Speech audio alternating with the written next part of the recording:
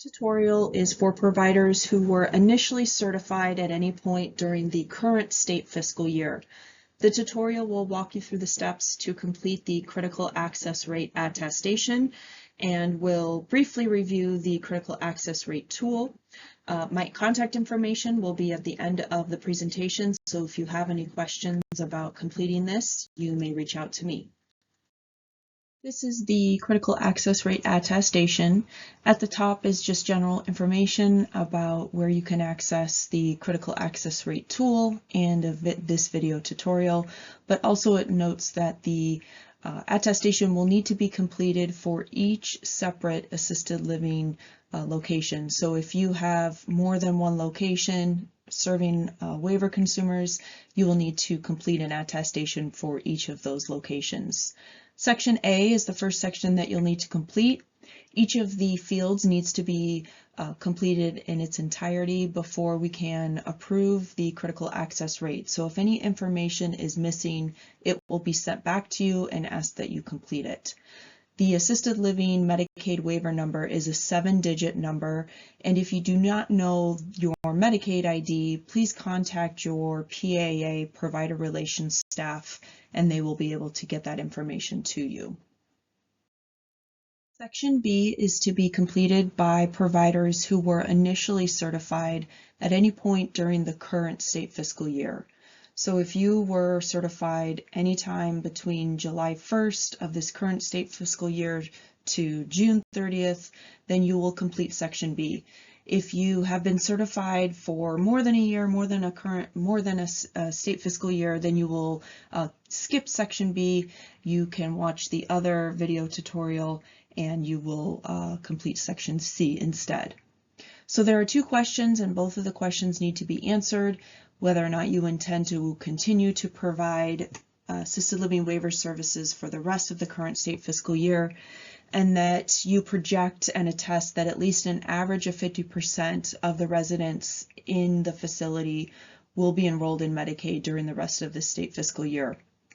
If you need help projecting that average, you can utilize the CAR tool and the daily census tab at the bottom, which we'll go into next. And by entering the information in the CAR tool, it will help you project whether or not you're going to meet that 50% threshold. Again, as a reminder that the census is the total number of residents on any given day, including those that may be temporarily absent. For example, if they're at the hospital and they have not been discharged, you would include that census total in the CAR tool. So again, the next screen is going to go over how to complete that projection and additional details moving forward on how to complete the attestation.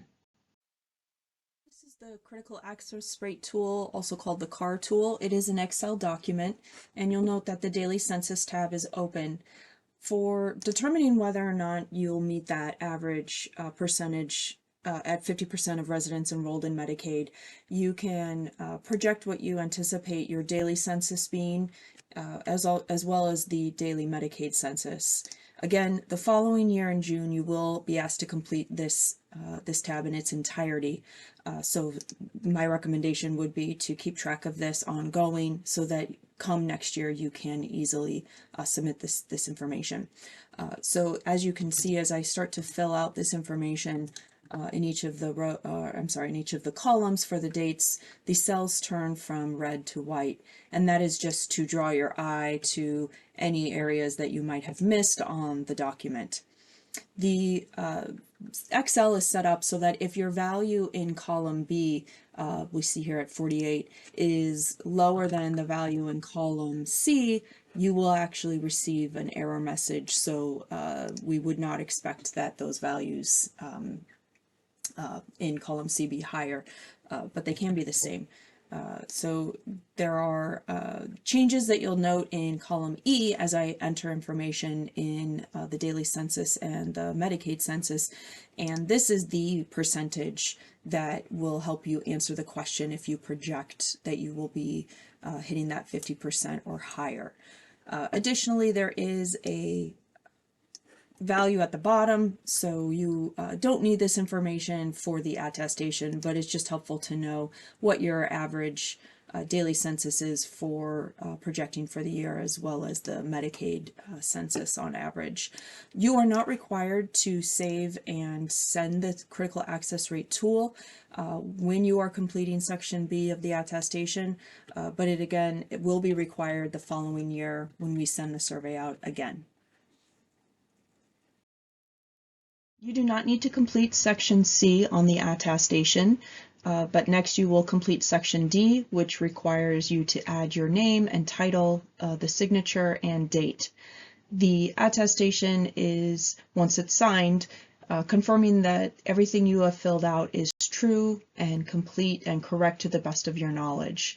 Once this is done, you will send this to me, and I will review it to determine if the attestation has been completed and filled out accurately, and I will send you a follow-up email verifying that that information has been accepted. If you have any questions about completing the critical access rate tool or the attestation, you may email me or call me. Thank you, and this concludes the recording for the tutorial.